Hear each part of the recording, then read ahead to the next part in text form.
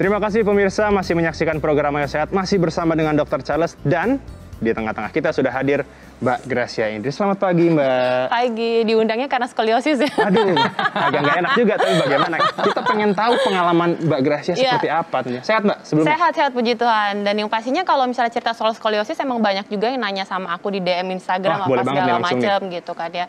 Sebenarnya aku kan bukan secara medis bisa kasih taunya, cuma hanya sebatas dari pengalaman aku aja.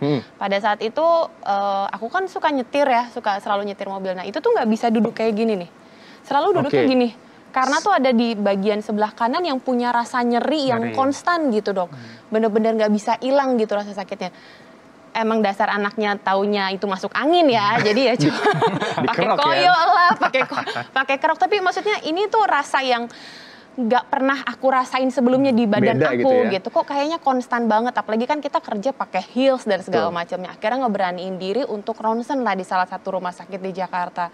Dan ternyata dikasih tahu skoliosis 45 derajat pada saat itu. Tapi ini umur berapa, Mbak? 25-26an lah gitu pada saat itu. 25-26 ya. Dan maksud aku, ya terus gimana dok? Apa caranya apa gitu? Karena mengganggu pekerjaan sekali gitu kan, kita nggak mungkin gini gitu duduknya untuk menghilangkan rasa sakit itu. Akhirnya dirujuk untuk pergi terapi, dan pada saat mau terapi itu dikatakan kalau dalam kasus aku, badan aku pun terlalu berat menopang berat badan aku pada saat itu. Karena yang biasanya mungkin aku berat badan 58, pada saat itu aku sampai di 78 kilo. Jadi salah satu caranya adalah sebelum terapi aku melakukan diet itu.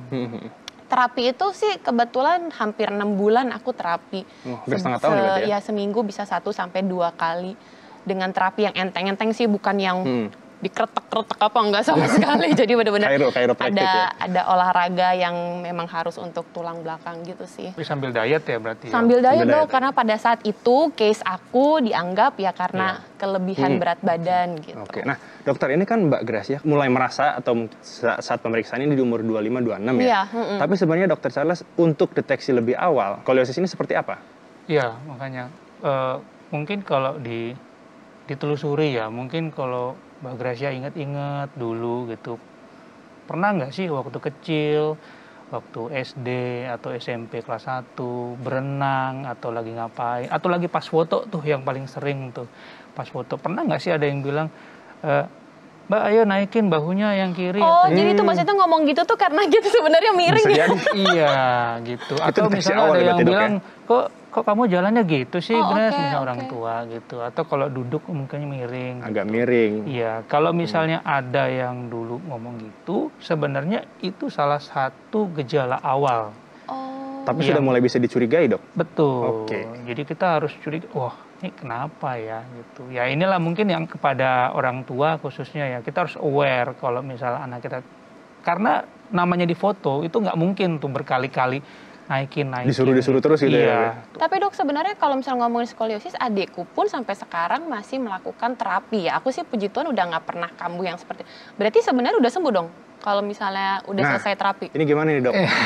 Udah lurus dong, berarti udah nggak ada skoliosis lagi dong? Betul. Nah kebetulan pemirsa, Dokter Charles nih bawa nih peraga tulang belakang. Sebenarnya yang terjadi pada tulang belakang kita saat terkena skoliosis, dan menjawab pertanyaan tadi Mbak Gracia, bener nggak sih udah sembuh nih, udah terapi nih skoliosisnya, tulangnya udah balik lagi nggak? Iya, oke. Tadi yang saya sebutkan di awal ya, bahwa skoliosis itu sebenarnya kelainan 3 dimensi. Jadi dia bukan hanya bengkok ke samping, tapi dia juga berputar atau rotasi dan bengkok ke depan.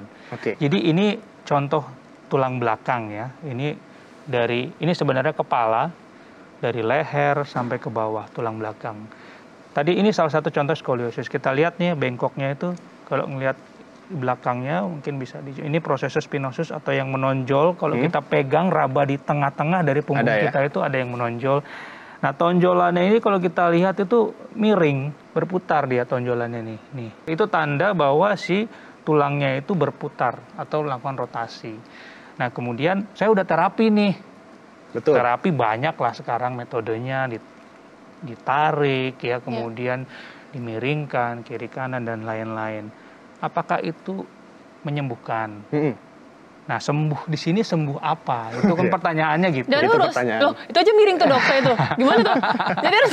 Nah, itu kan kalau ngeliat dari situ misalnya. Oh iya benar. Perasaannya udah lurus. Ya, kan udah lurus. Tapi yang terjadi sebenarnya apa, Dok? Jadi sebenarnya terapi itu banyaknya bukan untuk meluruskan sebenarnya, tapi untuk mengurangi simptom dari skoliosis itu. Oh, baik. Saya sering mencontohkan kepada pasien, kalau kita kepalanya gini terus, ya 1 jam aja udah pegel itu Mas Egy. Nah, apalagi skoliosis yang begini terus-menerus seumur-umur. Pasti ototnya akan terjadi perbedaan tarikan, ya. Dari yang sini lebih miring sama yang sini yang tidak miring, sehingga sakitnya lebih sebelah ya. Ototnya pasti akan nyeri. Nah, terapi itu adalah salah satu untuk mengatasi nyeri ototnya. Tapi tulangnya itu tidak akan pernah lurus kembali. Karena tulang itu sebenarnya terbentuk di antara tulang-tulang ini ada ligamen yang menyambung. Kalau nggak ambrul semua tuh tulang, nggak ada yang nyambungin. Nah, ligamennya itu tetap di situ gitu. Tidak akan berubah. Gitu ya? Sorry itu saya Mbak. Jadi sebenarnya sembuh yang dimaksud tidak salah sih sebenarnya dibilang sembuh. Sembuh yang dimaksud adalah Mbak Gracia tidak merasakan nyeri lagi, at least nyerinya berkurang. Oke. Nah, sekarang saya mau ke Mbak Gracia nih. Mbak, saat diketahui pertama kali terkena skoliosis, apakah berpengaruh nih ke aktivitas sehari-hari Mbak Gracia? Pertama aku nggak tahu skoliosis itu apa, maksudnya nggak paham lah gitu intinya apa. Pada saat di ronsen, iya sih miring gitu, pantas ini sakit gitu. Terus abis itu harus gimana? Karena pekerjaan aku itu kan menuntut aku untuk menggunakan heels, itu pasti berpengaruh sekali gitu. Apalagi kita kalau berdiri berjam-jam, kita nge-MC apa segala macam menggunakan heels yang nggak bisa kita copot-copot, itu langsung sakit banget. Dan maksudnya pada saat itu kan kita tidak bisa menunjukkan rasa sakit, jadi harus begini terus nggak bisa ngilangin rasa sakitnya gitu. Jadi sangat mengganggu sih. Dan aku mau nanya sama dokter, ngaruh nggak sih dok kalau misalnya dulu adik aku itu dianggap sama keluarga aku, oke, ini kenapa setiap naruh tas di sebelah sini jatuh? Nah, tas sebelah sini jatuh gitu kan ya. Karena pada saat dulu suka pakai tas ransel. Nah, ini sebenarnya mitos atau fakta nih, Dok? Iya, sebenarnya bener kan kita gitu ya. Oh, ini kayaknya masuk angin. Oh, ini kerokin aja mitos kan gitu. Atau fakta tuh pakai ransel mungkin yang agak berat salah satu jadi pemicunya nggak sih, Dok? Ya, sekali lagi memang tadi yang saya sebutkan ya. Skoliosis itu sebenarnya nggak tahu. Kebanyakan tuh nggak tahu penyebab, idiopatik namanya yang paling banyak itu. Jadi kita nggak tahu kenapa. Dan memang kadang ya karena miringnya yang kiri lebih rendah dan kebetulan dia sering memakai tas yang berat di sebelah kiri, itu yang jadi alasan. Tapi sebenarnya bukan itu sih sebenarnya. Jadi memang dari awal memang pertumbuhan tulang itu sudah ada kelainan bentuk.